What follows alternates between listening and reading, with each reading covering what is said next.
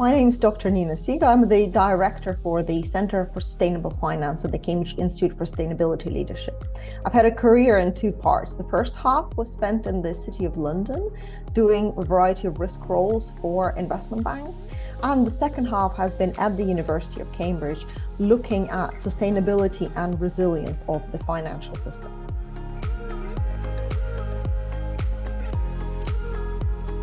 The Centre for Sustainable Finance sits within the University of Cambridge Institute for Sustainability Leadership, or CISL for short. CISL has been a department within the University of Cambridge for more than 30 years. And as such, we're quite a funky department in the sense that we do some things that typical university departments do, which is research and education, but also some things which are quite interesting, such as running leadership groups. And within the Centre for Sustainable Finance, we've got three groups in question. The Banking Environment Initiative, where we work with banks, the Investment Leaders Group, where we work with investment managers and asset owners, and ClimateWise, which is our insurance platform. And across those, we work with over 60 large financial institutions to drive sustainability into every financial decision.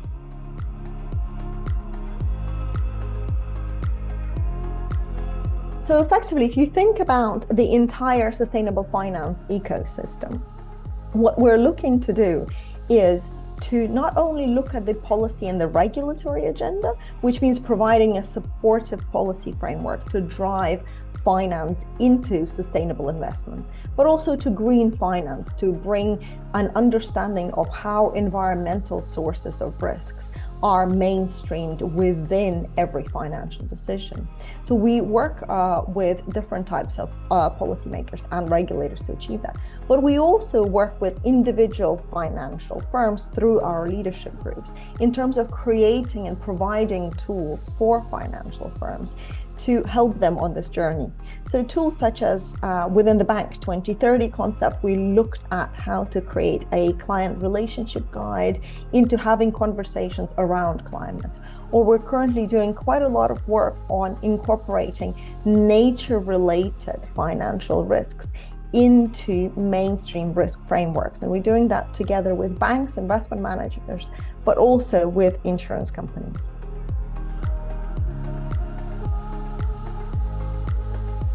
So the recent IPCC Synthesis Report, which has just come out, drives home the point that attribution is no longer in question. So it is unequivocal that human changes have warmed our atmosphere and changed the world that we live in. It also brings quite a lot of emphasis on how different parts of the system can drive sustainability. And among them, finance is a huge force, or can be a huge force for good. One of the areas that it tackles is we currently are looking at multiplying the amount of finance that we need for mitigation into the tune of somewhere between 3 to 6 times what we currently have, as well as thinking through actually how to increase the volume of finance targeted towards adaptation. The good news is that the report shows that we have the necessary tools and the necessary knowledge to make those changes, as well as that there is enough money, there's enough capital in the system to achieve a transformation to a more sustainable economy. We just need to make sure that we're targeting the right parts of the system.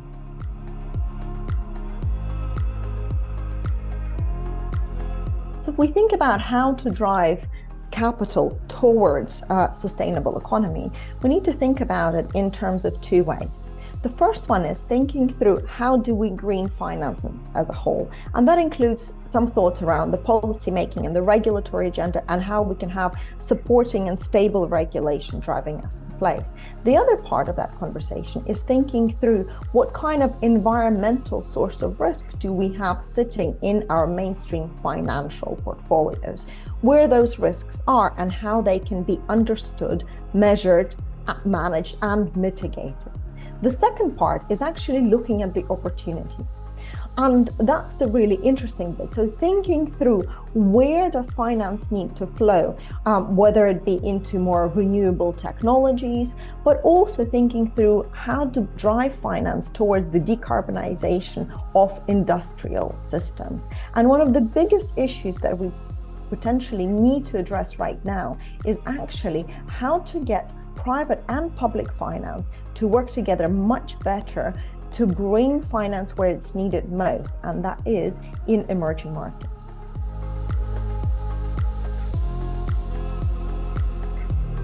Innovation Zero has been an amazing platform for bringing together a variety of actors within the system, within the financial system. So bringing the sustainable finance ecosystem together with the mainstream actors as well. So it's been a really nice place to interact, to have conversations, but also to think through how we can together move capital towards a sustainable economy.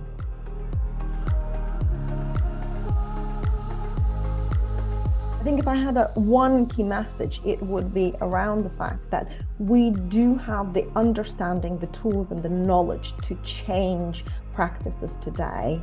It's just a question of how to direct it towards the right projects, how to think through moving capital towards much more renewable sources of energy, thinking through how to decarbonize our entire system.